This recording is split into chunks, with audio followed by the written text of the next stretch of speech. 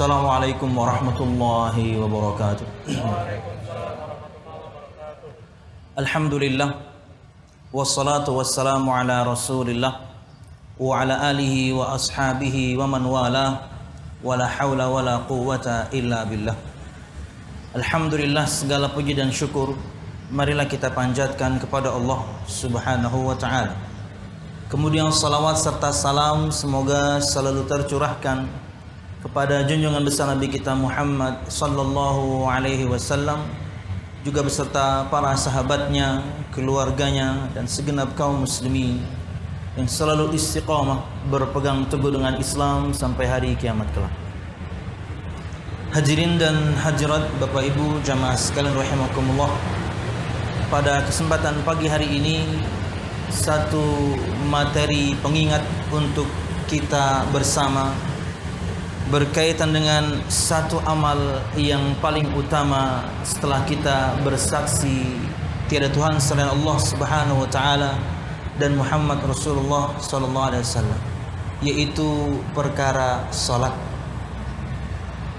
Nasihat tentunya terkhusus untuk ulun pribadi sebagai pengingat, karena berat untuk ulun pribadi ketika selalu menyampaikan kebaikan ulun malah tidak melakukannya, melarang orang dari keburukan, dan na'udzubillah ulun terkadang masih melakukannya. Makanya ayat Allah Subhanahu wa taala, kabura maqtan 'indallahi an taqulu ma la taf'alun. Begitu besar murka Allah Subhanahu wa taala ketika kalian mengatakan sesuatu tapi kalian tidak melakukannya. Ayat yang paling ditakuti oleh semua dai, ayat yang paling ditakuti oleh semua mubaligh. Tapi apakah kemudian kita berhenti untuk berdakwah, berhenti mengingatkan orang akan kebaikan, berhenti mengingatkan orang agar jauh dari keburukan? Tentu tidak. Ketika ancaman dari Allah Subhanahu wa taala luar biasa besar, pahala pun juga demikian. Maka mengharap pahala Allah Subhanahu wa taala itulah yang menjadi picu untuk ulun dan juga mungkin semua teman-teman mubaligh hingga tetap berdakwah, dan tentunya masih dan begitu banyak kekurangan di sana dan sini. Jadi nasihat terkhusus untuk ulun pribadi dan semua kita, insyaallah ulun ingin ingatkan kembali akan satu amal yang paling utama setelah dua kalimat syahadat yang kita sebutkan, adalah perkara salat. Kata Nabi Muhammad sallallahu alaihi wasallam, awwalu ma yuhasabu bihil 'abdu yaumal qiyamati as-salah. Perkara yang paling pertama Allah tanyakan kelak nanti di hari kiamat dari seorang hamba adalah perkara salatnya. Jamaah sekalian rahimakumullah, untuk memotivasi semua kita untuk mengamalkan satu amalan, bukan cuma tahu bahwasanya ini kewajiban, ini rukun Islam, tidak. Tapi kita ingin mengetahui keutamaan-keutamaannya agar semua kita insyaallah selalu termotivasi untuk menjalankan kewajiban ini, menjalankan rukun Islam yang satu ini. Karena ia adalah tiang dari agama. Tegak dia, tegak agama kita. Hancur dia, hancur agama kita. Ia adalah pondasi untuk semua amal. Semua amal berpolos kepada amal yang satu ini, yaitu salat. Bahwasanya ketika seorang baik salatnya, dia menjaganya, amal yang lain akan mengikutinya. Tapi jika seorang kemudian buruk salatnya, maka pasti amal yang lain juga akan mengikutinya dengan keburukannya. Jamaah sekalian rahimakumullah, disebutkan pertanyaan pada Nabi Muhammad sallallahu alaihi wasallam, ayyul amali afdal? Wahai Rasulullah, amal apa yang paling afdal? Kata Nabi Muhammad SAW, as-salatu ala waqtiha. Salat berdasarkan waktunya. Ulun tidak terjemahkan salat di awal waktu, tapi ulun terjemahkan dengan salat berdasarkan waktunya. Berkaitan dengan subuh, kemudian asar dan maghrib, betul bahwasanya yang paling utama adalah di awal waktu. Tapi berkaitan dengan zuhur dan isya ada sedikit bahasan terpisah. Berkaitan dengan zuhur, ketika panas luar biasa menyengat, maka yang utama untuk sholat zuhur adalah mengakhirkannya. Berdasarkan sabda Nabi Muhammad SAW, "Idza ishtadda al-harru fa'abridu bis-salati fa inna shiddatal harri min fayhi jahannam." Jika panas luar biasa menyengat, maka dinginkanlah dulu untuk melaksanakan salat, tunda dulu. Karena sesungguhnya panas itu dari hembusan neraka Allah Subhanahu wa taala. Sekarang kita sedikit berbicara hukum.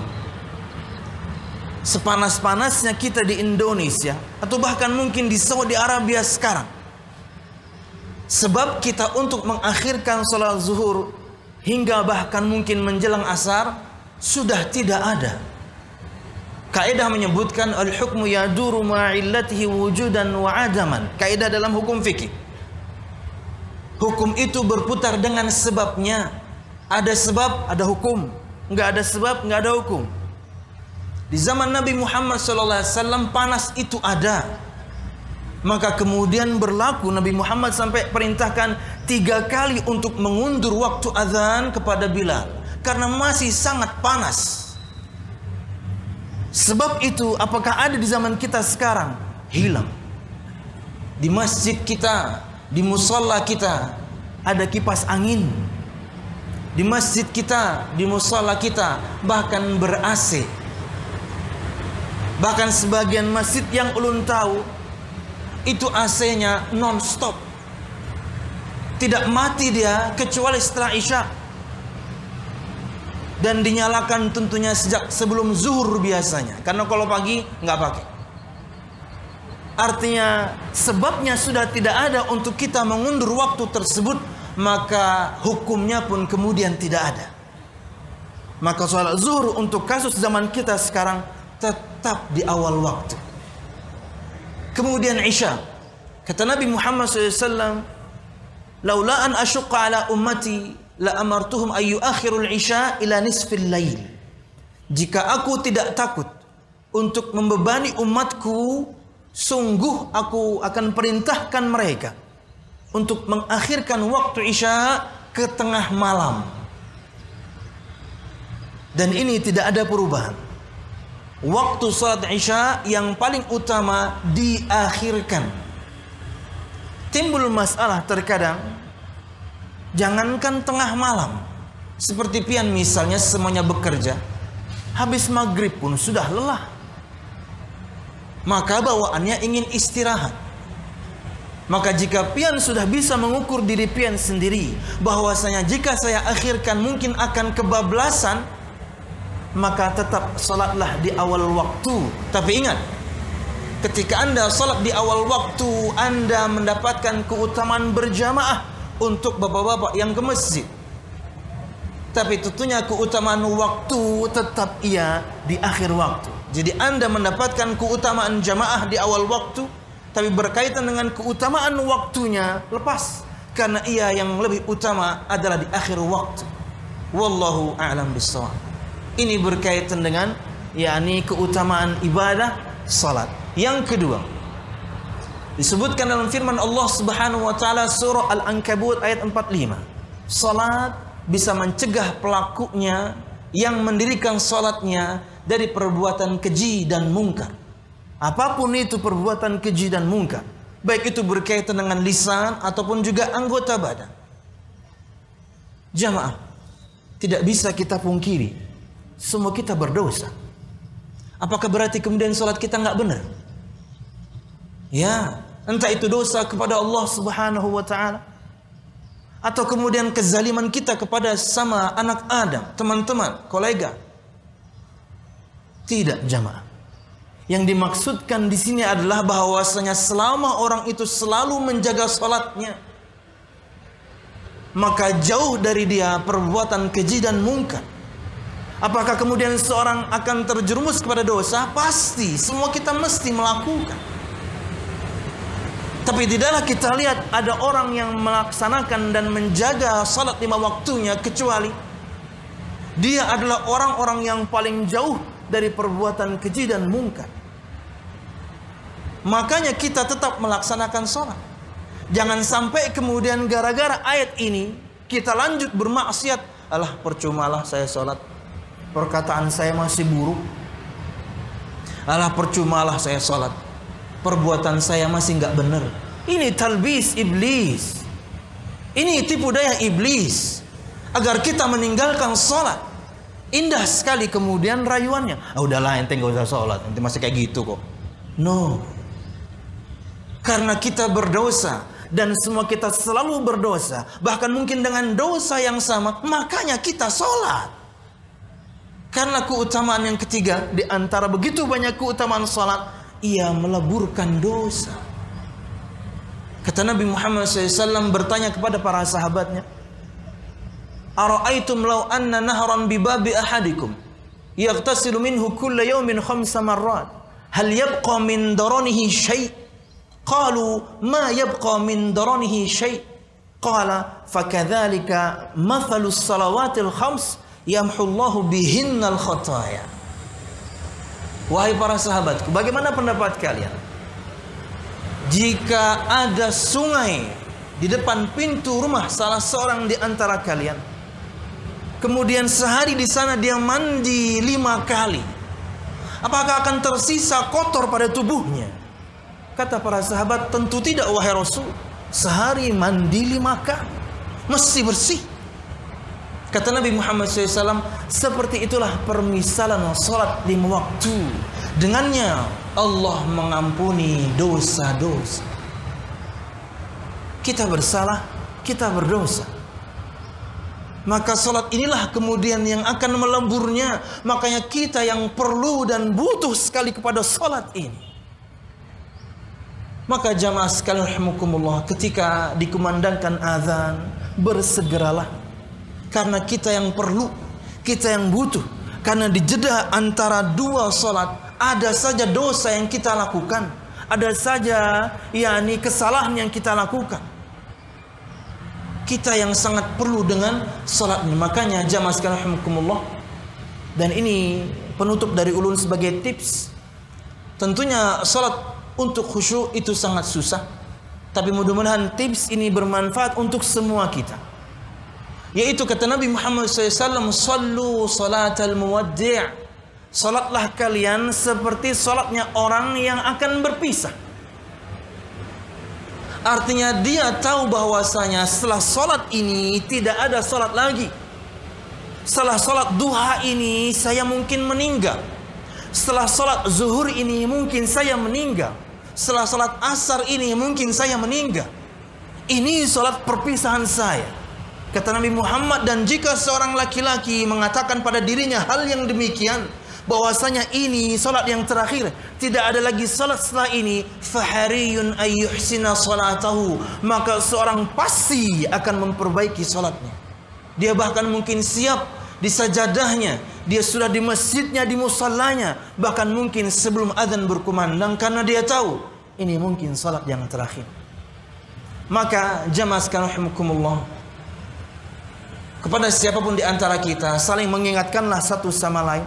Dan untuk bapak pimpinan misalnya, seberat apapun tugas yang pian berikan kepada teman-teman karyawan di bawah bapak, jangan persulit mereka untuk menjalankan sholat.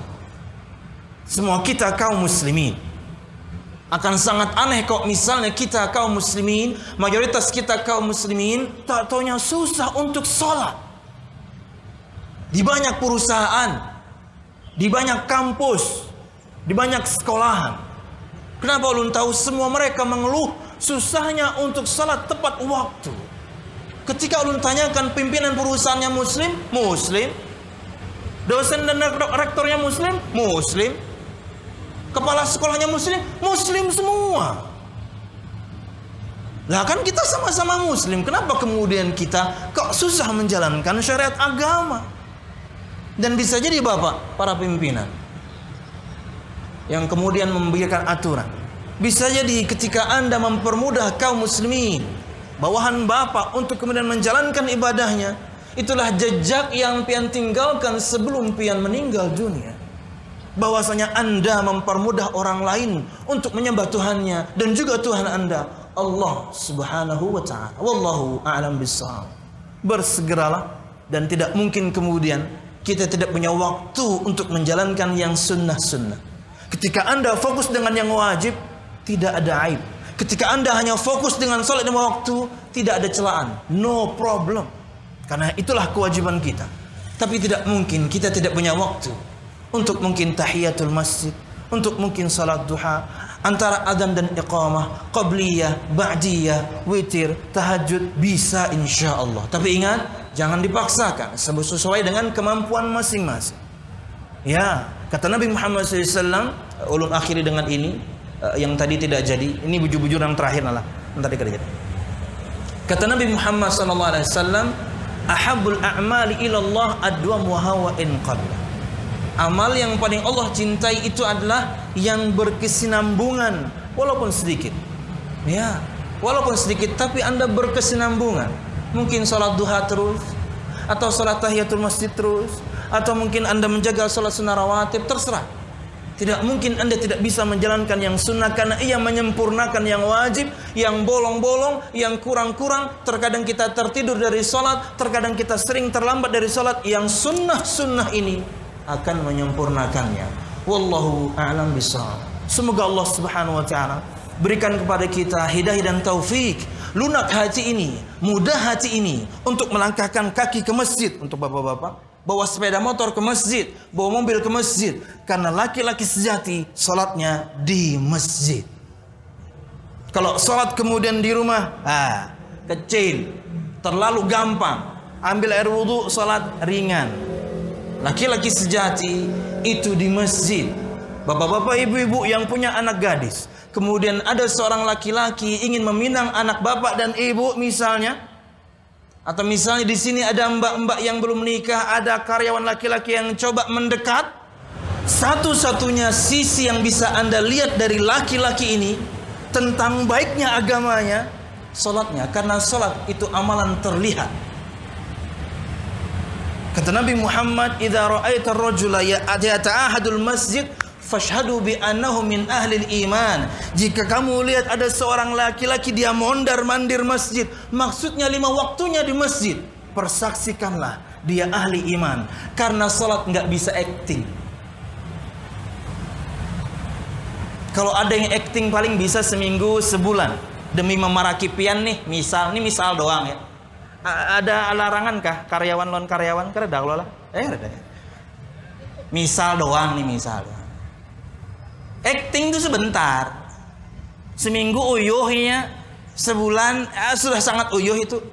Karena memang harus hati, dari hati yang paling dalam. Dia tahu ini kewajiban. Dan yang paling penting itu di 2 waktu, subuh sama asar, 2 salat yang diawali dengan istirahat. Beratnya minta ampun. Laki-laki sejati, laki-laki yang tangguh yang bisa melakukannya. Sebagian pian mungkin biasa fitness ya, badannya mungkin besar ya, berotot ya. Anda menjaga makanan, menjaga minuman, menjaga istirahat. Woi, dijaga luar biasa. Makan ayam dadanya aja, kulit kada boleh. Minum banyu putih aja, bumbu uyah aja. Oh, dijaga luar biasa demi tubuh yang sehat, demi tubuh yang luar biasa kuat. Tapi subuh pian guring, ampih aja pian nge-gym. Ampih aja. Percuma badan pian bagus tapi kemudian kalah lawan kai-kaina ke masjid. Betongkat, ada nang bekursi. Ya, di Masjid Ulun tuh ada nang diantarakan bekursi roda dia. Orang-orang seperti ini akan nyusahin kita nanti di akhirat. Ketika kita masih muda, kita nggak mampu ke masjid. Malah ada tuh tetangga ikam, Tuhan sudah betongkat sini ya ke masjid, nyawa goreng aja. Apalagi bajunya nah, my trip, my adventure. Bajunya, mantap aja bang bajunya nah. Gunungku daki, lautanku seberangi, subuh ku guring. Aduh sah, ampih jangan nge-gym pian. Ampih nge-gym ke tempat kandangan hajar.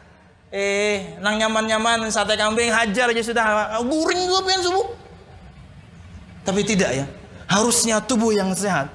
Makanan yang kita makan demi menegakkan tulang punggung ini, ya untuk sholat.